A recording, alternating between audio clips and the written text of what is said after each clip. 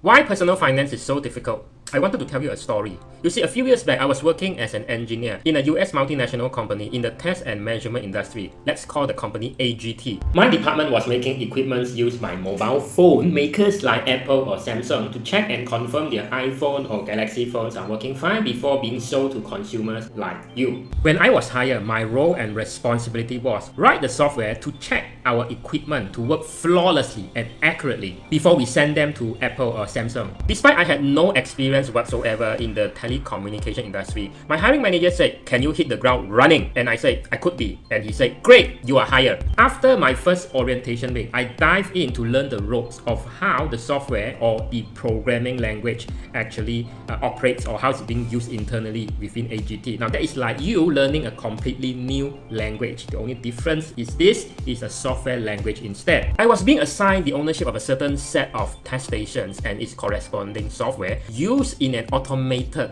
factory environment to check both the functionality and the accuracy of the equipment that we are going to sell to Apple and Samsung. Think of it like robots in the movie Terminator. You need a body, which is the test station, and a computer brain, which inside the software written by human for the robot to move and do things and respond to external inputs. Right when I started my new role, I knew I was going to do my very best. Therefore, I started progressing pretty rapidly within the department. I got promoted twice within 3 years. I was the go-to guy for anything related to the test stations under my care, my ownership, my responsibility. Then comes a new project as mobile technology was transitioning from 3G to 4G back then, and I was assigned a new role, new product introduction, NPI engineer. My role and responsibility expanded.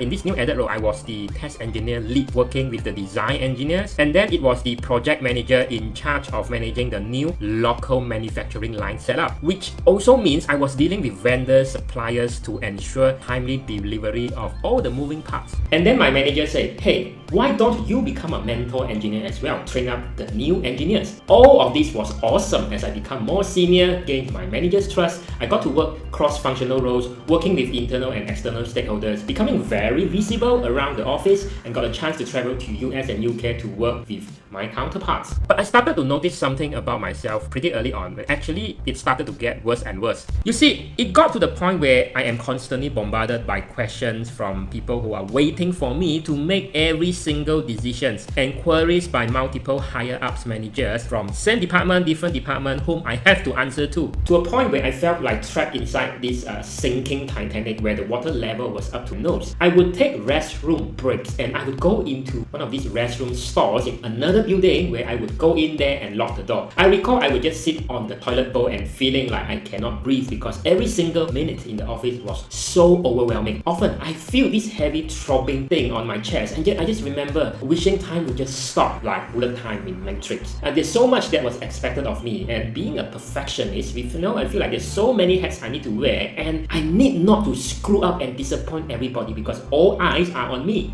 There was a flashback where I imagined what would have been like if I had walked into that interview in the first day with my hiring manager, and had he said, "Hey, this role requires you to be a super engineer right from the start." Had he said, "You don't have anyone officially reporting to you, but you need to wear the hats of a software engineer, the hardware engineer, a manufacturing engineer, the R&D engineer, a supervising engineer, a project manager, a procurement executive, and a technical trainer," would I still take the job? Imagine yourself in my shoes.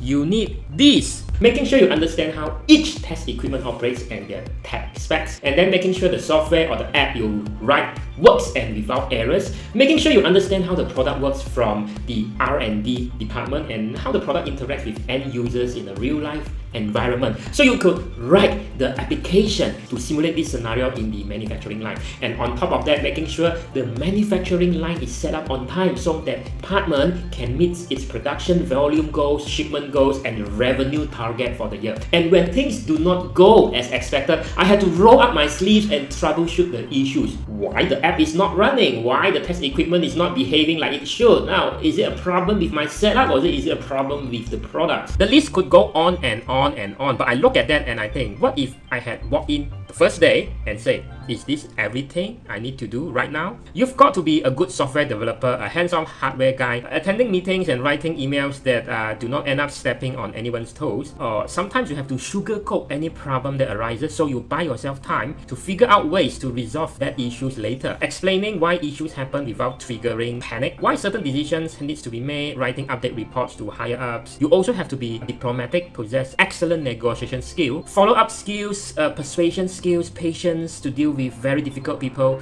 navigate the office politics, coordinate hundreds of moving parts every single day to ensure the project is progressing. And this is the same thing with your personal finances. We have a lot of hats to wear all at once. In fact, I wrote down a list here, all the hats that we are expected to wear from the start to be successful in our personal finances. And that list is by no means complete. But what if you and I are entering this adulting stage without a single chapter in school teaching us about personal finance and feeling like I have to know everything of this all at once? It's almost the equivalent of us waking up one day and saying, hey, I want to achieve financial freedom by starting to care about financial literacy. And the equivalent of personal finance God looking at you and saying, oh, that's great. So, by the way, here's a list of things that you need to be perfect at all of them right now. Do you see the problem with that? I hope you do. We are all humans. You cannot do all of that, accomplish all of that at once, and that's okay. And in fact, even if you and I did everything perfectly right from the very beginning, and hint hint, I only know of only very few people that are actually perfect. Even if that were the case, it would still take time. Time is needed because what we need to do is we need to go through that stage of trial and errors. What works,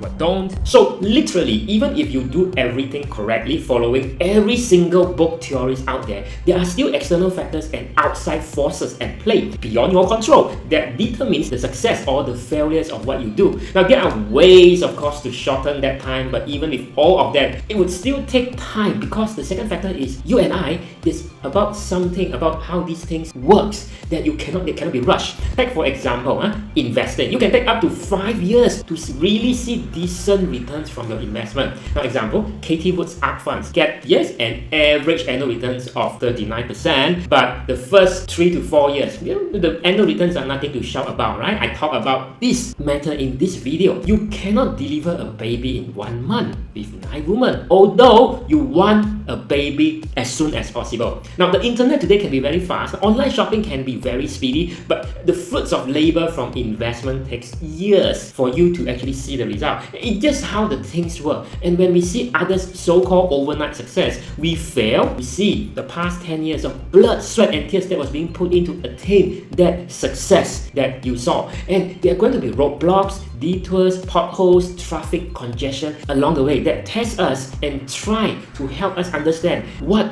is really suitable for us given all the time that we have and the skill that we have and our strength and weaknesses. Now maybe forex trading works for your colleague but not for you. The other big factor that comes into play here is that there's something inherently scary to us humans about making mistakes as we get older, especially dumb mistakes that cause us to lose money. And nowhere is that bigger than on financial matters. What if I lose money and I do not have sufficient time to recover from disastrous mistakes? Now when you are paralyzed by fear and indecision that stops you from taking action, note that the world never waits for us. Time and tide waits for no man. In a blink of an eye, you are in your 30s and then 40s, and then just like that, you're already reaching the end stage of your business or career. And then we start to freak out about not having enough financial resources for our retirement, for whatever goals that we have set for ourselves, our kids, or even our aging parents. Luckily, even when you are in your 40s, it's not too late. You are usually in your peak earning years. But the thing is, there's so much thing going on in your life that you feel like you are barely balancing everything. If you really focus on a few things that matter, it's easy to see that 20% of the things gets you 80% of the result. That is where advisor can come in and point out, these are your blind spots. Evidently, from the bucket loads of client testimonial you can see over here. And the thing is that the feeling of constant overwhelm, not doing enough, should do more, this kind of feeling never stops. All that mind chatter, everything going on inside our head, like doubting ourselves, imposter syndrome, going to and forth about wanting to do something but feeling uncertain if this will actually make things better or not.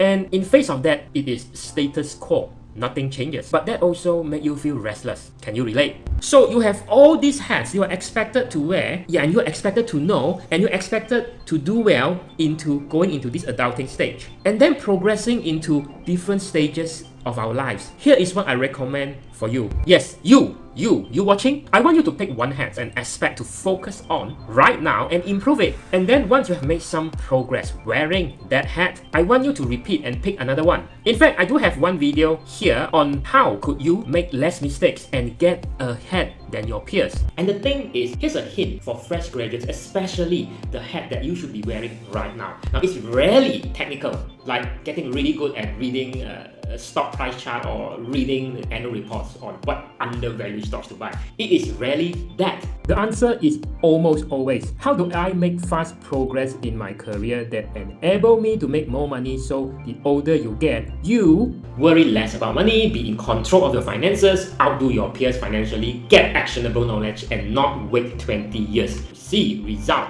If this video had been useful to you, I would love if you just tap on the like button so it can spread to more people who needs to hear this message. This is really the message I want more people to hear, especially this year. There's just something going on with people feeling extremely overwhelmed. So if there is someone in your life that needs to hear this message, I would love if you would share this video with them. And in fact, I do my very best in this channel to make it chock full of helpful things that I could possibly help you to attain financial success following your own definition of a financial success, not how society defines it. And if there was one video that I could recommend to you to watch from this channel that shows you clearly which hat you should be wearing right now, it would be this one. So go watch that video next and you have got this.